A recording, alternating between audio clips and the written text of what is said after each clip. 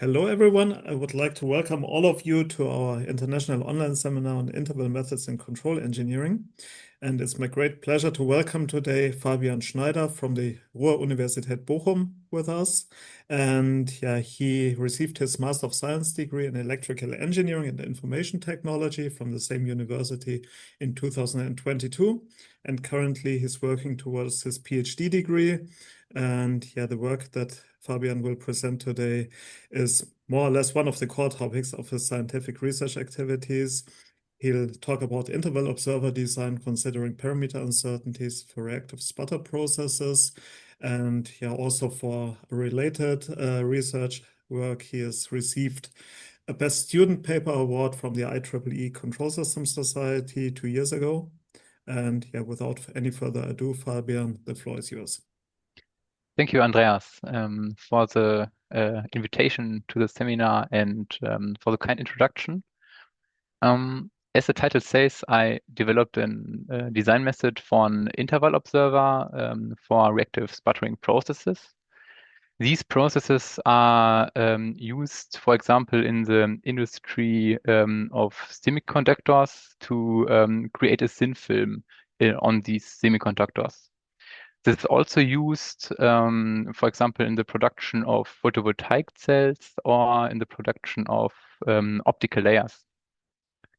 Here's the laboratory reactor of the share AEPT of the Ruhr University Bochum, with whom we cooperate. Here are many pipes and wires, and in the middle of this picture, there's a vacuum chamber. And if we have a look through this window, we see here this light. This is a plasma, and by means of this plasma, a thin film is formed here on the bottom.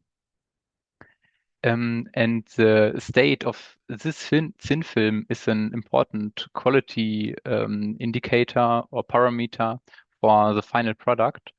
And as you can imagine, in this vacuum chamber, the state of the thin film is not measurable during runtime of this process. So the process monitoring has to be improved. And I solved this task of state reconstruction by means of an observer. This means that we use secondary variables, here the manipulated variable and our measured variables with an observer. And this observer reconstructs the state of our process. And since this observer is a model-based technique, I roughly want to explain this process a little bit. Here on the bottom, you see there's a substrate electrode. On the top, there's a target electrode. If you apply a voltage between these two electrodes, which we can measure, then the ions which are in the plasma are accelerated towards the target surface. This target surface consists of a metal, and by the ion bombardment of the surface, the metal particles are sputtered and forms a thin film on the substrate surface. If we now add a reactive gas partial pressure builds up in the reactor volume, and this partial pressure we also can measure. This reactive gas reacts, as the name says, with the surfaces, and with XTA and XSU, we denote the amount of reactive gas in the surfaces. And this XSU is the quality parameter we want to estimate. And there are also some challenges during the design of an observer. And one is that this whole process was a nonlinear behavior, and that these interaction between the plasma and the surfaces are uncertain. And because of this uncertainty, we can't estimate with our observer an exact value of our substrate state. And we use an interval observer, which generates an interval for our substrate state. In this talk, I'd like to denote lower boundaries of an interval with an underline and upper boundaries with an overline. And furthermore, from the experimental point of view, it's challenging that this whole process is a vacuum process. But this process is observable by the consumption of reactive gas in the substrate. And from the structural point of view, we can see this here by this marked arrow. Now, I'd like to give you a short overview of the literature.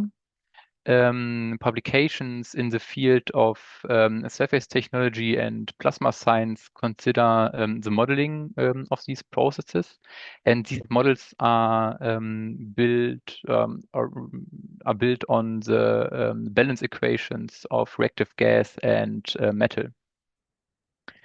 Publications in the field of the sensors, from that we know that we can measure, for example, our accelerating voltage, the partial pressure in our reactor, or we also can measure the plasma density. Furthermore, we can measure the substrate state ex situ, which means after the process runtime. But there is no sensor to measure the substrate state or thin film state during the process runtime. Publications in the field of the process control consider the stabilization of these processes. And in 2012, there was the first observer tested for reactive sputtering processes by means of simulations. But in this publication and in the forthcoming ones, there were no system theoretical guarantees given, nor were the uncertainties considered. So we can say that there exists no method in the determining the substrate state considering the uncertainties. And to close this gap is my work, which I'd like to present to you in this talk. The remaining talk is structured as follows. First, I'd like to introduce you to the process model and name you the system class.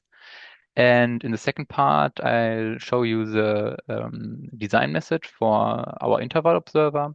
And I'll close this talk with a design algorithm for our interval observer and show you the results of the experimental validation. So let's first start with our process model. Here I will show you a model from the literature in the state space form, and we will reformulate this model in a more sensible way for the observer design. Then I will name you some properties of this model, and based on the structure and the properties, we define the system class, which is then the basis for our interval observer design. So let's start with the model. Here on the top, you see a nonlinear state space model. The state variables are our reactive gas partial pressure and the amount of reactive gas in our two surfaces. Our system function f and our output function g depends on a parameter vector p and on the state x. In this parameter vector p, all uncertain parameters are summarized. When we look at the block diagram of this model, we see that the feedback term is expressed by this function f. And now I'd like to reformulate this feedback term by a factorization of this term into a matrix A, which is multiplied with this state x. This multiplication is here marked in green. And since this is a nonlinear model, also our system matrix depend on our state x, which is here marked in gray. When we do this factorization, we have some degrees of freedom. And due to this structure, we call this model quasi-linear parameter varying. When we have a look at the output function, which you see here, then we see that this function just depends on the first two state variables. And because of that, I'd like to decompose the state vector into a subvector xm and into a subvector xi. With xm, I mean, or xm is called so because these are the indirectly measurable state variables, and all other state variables I'd like to call internal state variables.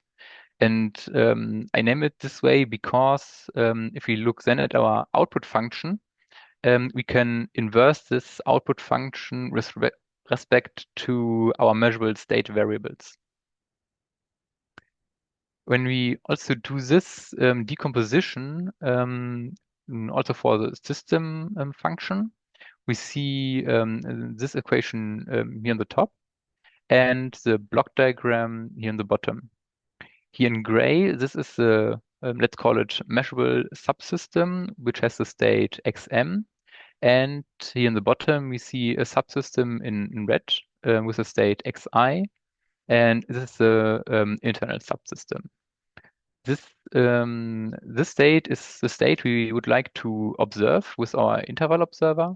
And this quantity is observable, which we can see by the signal press from this internal subsystem through the measurable subsystem and through the output function to our measured variables. So now we have a qLPV system with a decomposition of the state vector. Next, I'd like to name you some properties which result of the analysis of the process model of reactive sputting processes.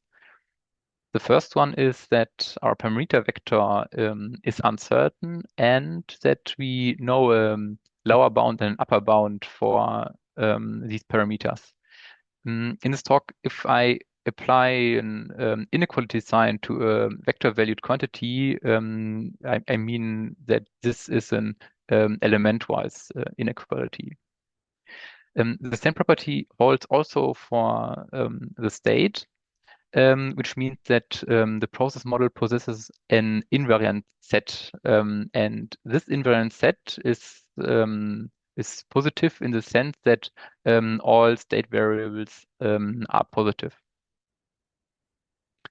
As we have seen earlier, our output function is invertible with respect to our measurable state variables. And if these state variables are not zero, our model is observable.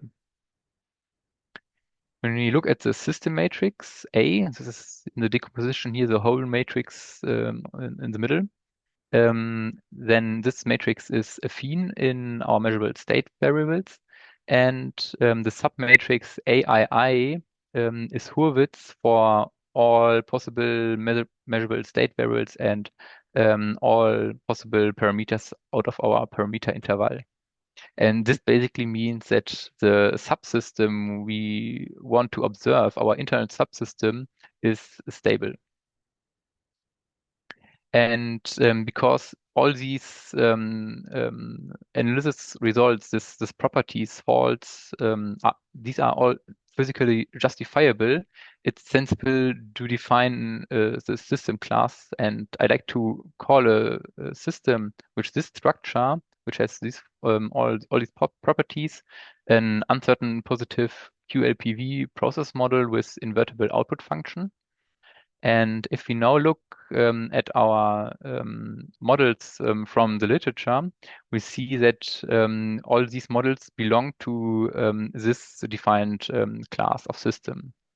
So now we have a system class which is a good basis for our interval observer design.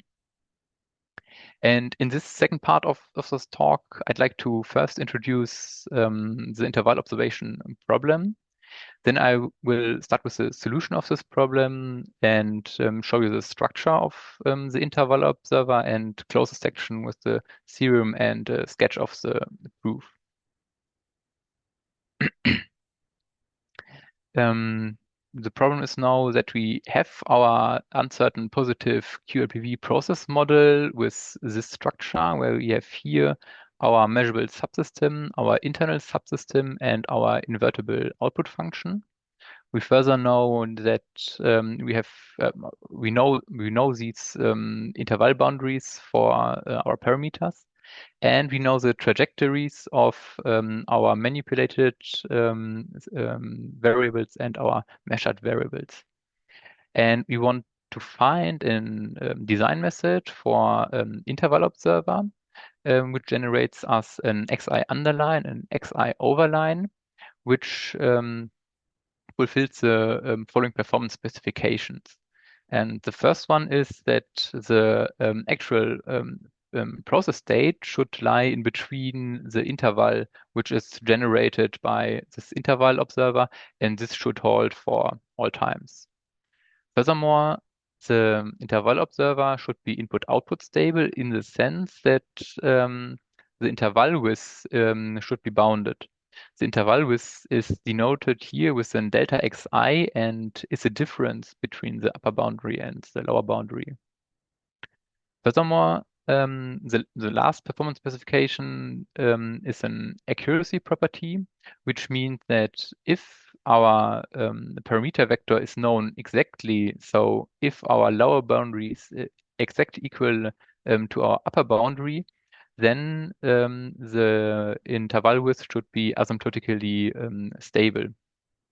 This is basically the usual observer property, meaning that the observer error should tend to zero. And for interval observers, this means that if we do not have any uncertainty, then we have no conservatism in our estimate. Okay, now I'd like to come to the structure of our interval observer. Here on the left, you see the interval observer consists of three subsystems. The first one is here a static subsystem, which is used to generate an interval for our measurable state variables. And we have two dynamical subsystems, which are not coupled. And these dynamical subsystems should each generate a boundary for our, let's say, a final interval for our internal state variables. But let's start with our static subsystem. This is based on the inverse output function as we have seen earlier. The problem here is that we can't realize this function because here we have parameter uncertainty and we do not know the exact values of these parameters. Because of that, we use a maximization by varying this parameter vector in its interval. And based on the maximum of the inverse output function, we can now determine an upper boundary for our measurable state variables. And now we can exploit a property of our plant model, which is that our measurable state variable always lies in the invariant set. And because of that, we can use here a saturation function to restrict also our estimate to this invariant set and tighten the interval by that a little bit. Now we have an interval for our measurable state variables because analogously we can do this for the lower boundary. And now let's come to our dynamical subsystem. This is based on a reduced observer structure, which you see here on the right. This is basically the same as the reduced Lüneberger observer structure, but with time-varying matrices here. In gray, you see the state space matrices of our measurable subsystem, and in red, you see the state space matrices of our internal subsystem. Here in the middle, you see there's the observer gain L. And again, we have here the problem that we do not know the exact values of these arguments of these matrix valued functions.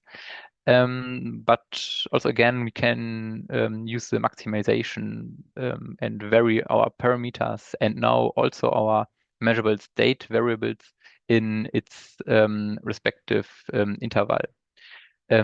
So we obtain here an upper boundary for our varying matrix A, and this is a function of our the upper bound of the measurable state variables and of the lower bound of the measurable state variables. On the same way, we can find a lower boundary for our matrix A. Now we have here a product of interval valued signals and an interval valued matrix, and the question is now, how can we assess these products? And to do that, I'd like to first summarize that we have an interval for a vector, and we have an interval for a matrix. And in the following, we can use this lemma. To understand this lemma, we first need to define two abbreviations. A superscript plus means that we use all positive elements out of the matrix A and set all other elements to 0. The superscript minus means that we use all negative elements of the matrix A, but with an inverse sign, and select all other elements to 0. This lemma states now that if we have this vector interval and this matrix interval, we can assess this product A multiplied with X and find this upper boundary. In the same way, there's also a lower boundary given.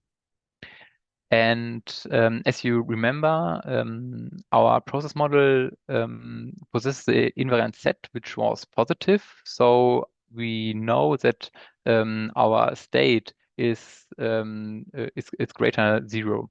Because of that, the terms with a superscript minus drop out, and this reduces the complexity of the structure of our interval observer.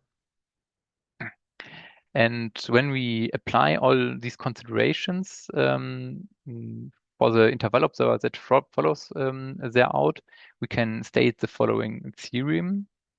And that is the Framer property holds if and only if, okay, this is obvious that the Framer property needs to hold for the initial values.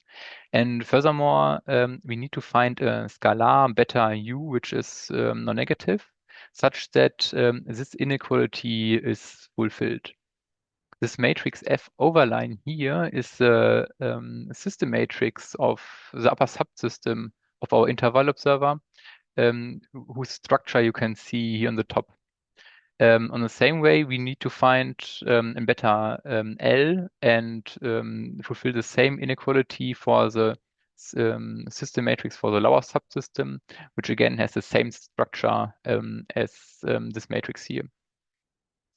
When you look at the stability, which was that our interval width should be bounded, then we see here that we need to find a positive vector lambda u such that this inequality needs to be fulfilled. And also again, here we have this inequality for the upper subsystem and this inequality for the lower subsystem. This second set of inequalities here also ensures that our accuracy criterion is fulfilled. And a nice property of this set of inequalities is that it possesses a non-empty solution set, which means that the interval observer exists guaranteedly. So we can be sure that this interval observer structure is applicable for our system class. On the next slide, I like to sketch the proof of this theorem a little bit. And to do that, I need to define the observation error. for the upper subsystem, which you can see here. And this is the difference between the upper interval boundary minus the actual plant state. This observation error follows this differential equation. Here we see in the middle, this is again the system matrix of our interval observer, and all other terms are summarized in this vector valued function BE here in the second line. Now, if we want to ensure the frame property, this model needs to be a positive model. And this means that the observation error lies always in, for example, for 2 dimensions in this set.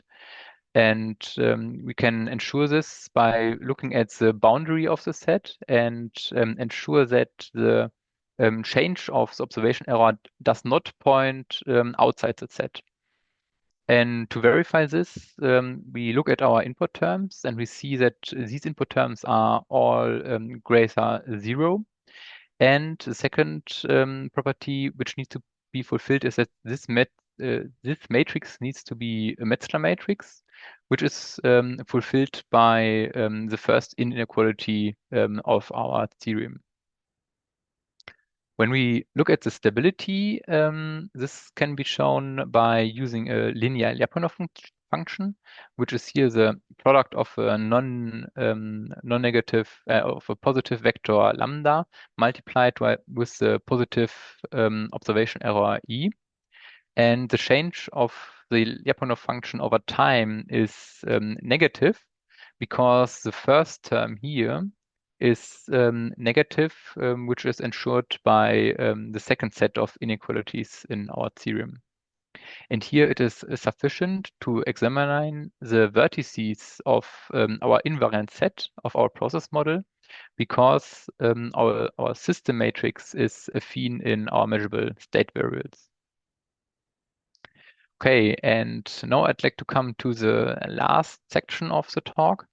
Here I would like to show you a design algorithm for the interval observer, and I will close this talk with the results of the experimental validation.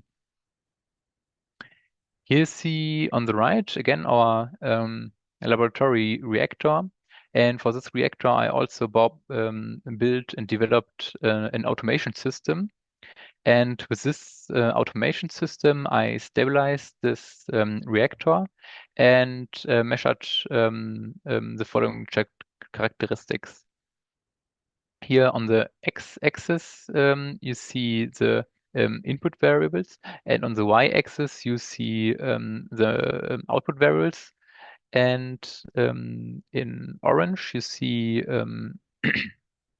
the equilibrium points which are measured, and I found 2 different parametrizations of our model such that the 2 resulting models there include these measurements in both diagrams. And from these 2 parametrizations, I found a lower boundary and an upper boundary for our parameters. And this is an input for the design algorithm. We need this parameter interval and we need the structure of our plant model. In the first step, we build the inverse output function and maximize and minimize these functions. The result for the model from the introduction is here shown right off the bar.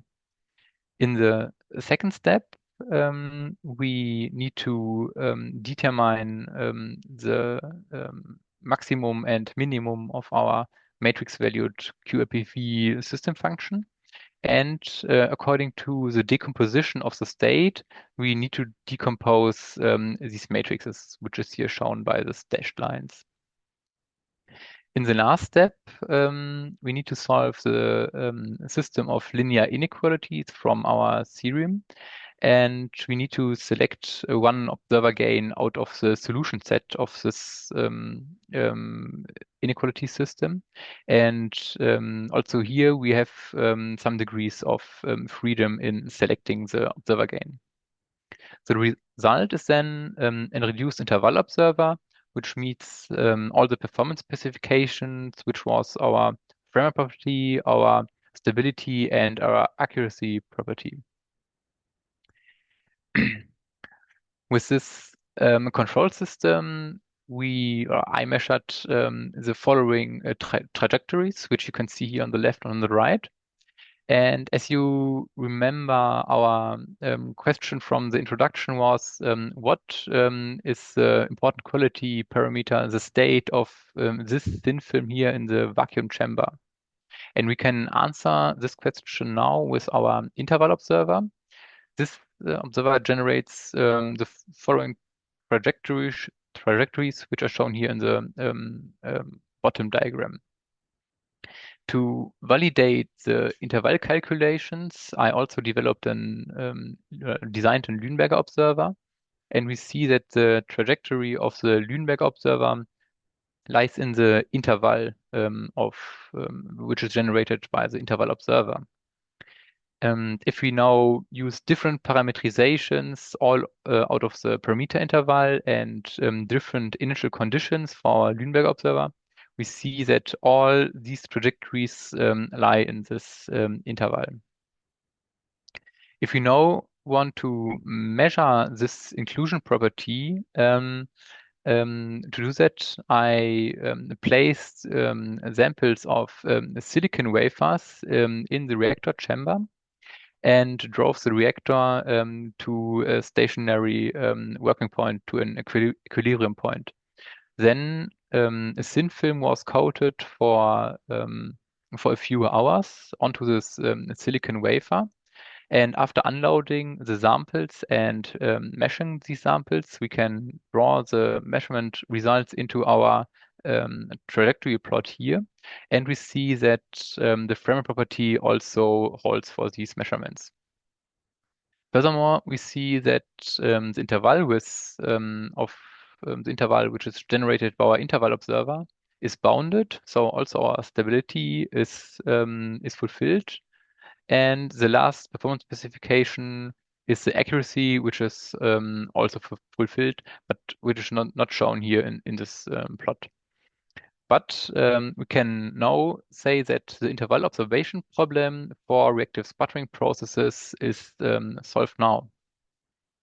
On the last slide, I'd like to sum up this talk, and we have seen the first part, the system class for reactive sputtering processes, which possesses these structure.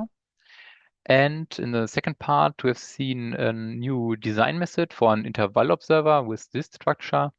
And the interval observer fulfills three performance specifications, which is the frame property, our bounded interval width, and an accuracy property. As an outlook for my future work, I like to add a fourth performance specification to the method, which is reducing the interval width. This could be done, for example, by using the freedoms in selecting the observer gain, or by using the freedoms in the factorization from the nonlinear system to the qLPV system. And associated with this is the identification of parameter intervals, which I would also like to discuss. In the appendix slide, you see the reference publications. And with that, my talk is finished. I thank you very much for your attention, and I'm happy to answer your questions. So many thanks, Fabian, for your very interesting presentation. And I think it was an excellent summary of a work that combines new method development with real-life applications.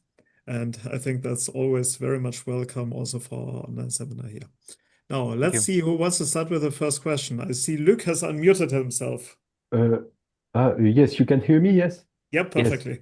Yes, thank you for the talk. I have two small questions. First, in your formalism, you have a parameter vector P, And I would like to know why you don't put it in a state vector, for instance, xi. It is important to separate the parameter from the state in your formalism or not?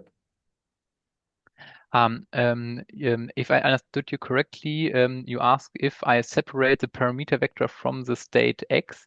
Yeah. And this was important for me because the system matrix needs to be affine in our measurable state variables in order to reduce an infinite set of inequalities to an finite set of inequalities. Okay. Okay, thank you. And maybe on your slide number 13, please. 13, yes, here. So you do this you do compute the max for the upper bound. That's what you do, yes? Yes, by varying, And you mean here by varying the parameter p? and you compute the mean also?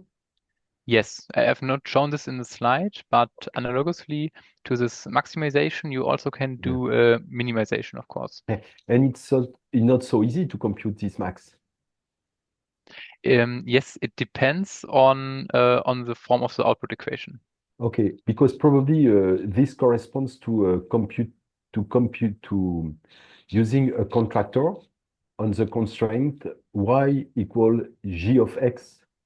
You know, if you use a contractor for this, you compute an upper bound for the max, a lower bound for the mean, but it is general and probably you will still have the guarantee because you don't need to compute exactly the max. You need to compute an upper bound for the max, no? Yes, absolutely. An upper bound would be sufficient. So if you put it all inside the contractor, it will do automatically the job in a general way. But maybe you're not familiar with the contractors, but it will what it will do. It will do exactly this. Okay, thank you for your comment. As you guessed correctly, I'm not familiar with contractors, but I've written it down and I will have a look into it. Okay, because you have some libraries like Kodak that perform a lot of contractor. You just put for instance, your function J, and it will compute an upper bound for the max, a lower bound for the mean, and for all components. Yes, because it will be a vector, the max. Yes.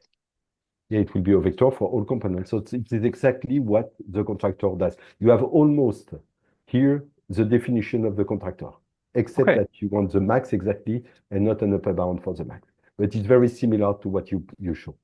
Okay, no, that's all. Okay, thank you for your comment. I think that might be very helpful. Okay, thank you. Maybe let me just comment immediately on this. I think it is especially helpful as soon as the output equation gets more complicated. If you have, for example, also some nonlinear terms, ugly nonlinear terms in the output formula. Because I think at the moment, the output equation was linear in the state. It was affine. And as long as this is affine in the state, in the measurable state, I think it's practically the same, the contractor that Luc mentioned, and your analytic resolving that you had on, what was it, on slide 20 or 21? Yeah, I agree on if it is linear on your specific system, it will do exactly the same thing, very probably. But the comment was helpful because not all output functions for these reactors are as simple as the one I've shown you in the introduction. Yeah, sometimes you may have some trigonometric function or thing like this, and you will be blocked if you want to compute the max. Yeah, okay. Yeah. Concerning further generalizations of your approach, I was wondering if we're going back to slide 7. You had found this qLPV form in such a way that you were able to factorize the state that at the end, the matrix A only depends on the measurable quantities. Do there also exist some generalizations of your process in which you would have products between non-measured states? Because then the tricky thing would be in advance, try to find range bounds for the non-measured quantities and then either apply your procedure, or maybe do something like gain scheduling at runtime on the basis of some measured quantities or estimated quantities. One solution would be that we can find an interval for this matrix A. So we determine upper bound and lower bound because we know the invariant set. But luckily, until now, these standard models I used until now, there was it possible to do this factorization with the let's say gray and green state variables here. Okay, that means you're lucky in comparison, for example, to the interval observer design that Marit is doing here for battery systems, for example, because there we have products between non-measured quantities in the quasi-linear representation. Yes, this would be a problem then. Yeah. Yeah, the second question that I have is you mentioned at the outlook that in the future you want to also identify parameters, all of those AIs that are listed here in this matrix. How do you plan to do this? Because at the end you have to estimate some sets. Yes. Would the thing be something like an idea of, let's say, a CVR-like algorithm, what Luc, for example, published a couple of years ago, interval subdivision? At the beginning, you are guessing an operating domain that would be feasible maybe for the parameters subdivided and exclude parameters that are infeasible? Or would you try to also implement a procedure that tries to exploit, again, monotonicity in the parameters to identify range bounds for all this A? You mentioned yet now many techniques I'm also not familiar with. Until now, you've seen this plot with the static characteristics. We fitted this static characteristics without an interval in mind. And then we extended for example, we increased some parameters a bit and decreased some parameters a bit until this inclusion was fulfilled. And this is kind of a naive approach until now. And this needs to be discussed further. Yeah, that's an approach that works for enclosing the equilibrium points. Yeah. But I think at the moment you do not have 100% guarantee that your system model then also includes the complete set of all transition trajectories. Yes. This is maybe something that you may miss here. And I can send you afterwards a reference where we tried also to, again, coming back to a contractor, we used a contractor procedure on the differential equation some times ago together with Katja Auer and Wismar. And we used this for identifying such type of quasi-linear system models some time ago. Yeah, okay, this would be very nice. Thank you. Yeah, but the tricky thing is as soon as you're starting with some lower and upper bounds for all the parameters, if you do successive subdivision of parameter intervals, you have a problem that easily becomes quite computationally expensive. And then, for example, parallelization techniques would be of interest, for example, also on the GPU in order to identify parameter sets.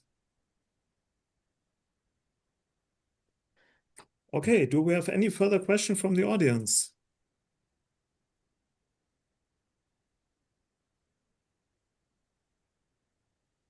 Doesn't seem to be the case. Yeah. What I'm definitely looking forward to see in your upcoming work is how you're optimizing the observer gain, because that's definitely one of the biggest challenges in all set-based estimation techniques, not only to guarantee the framer property, but also to have as tight as possible bounds on the one hand for a nominal system, but also on the other hand, let's say, as insensitive as possible against measurement noise.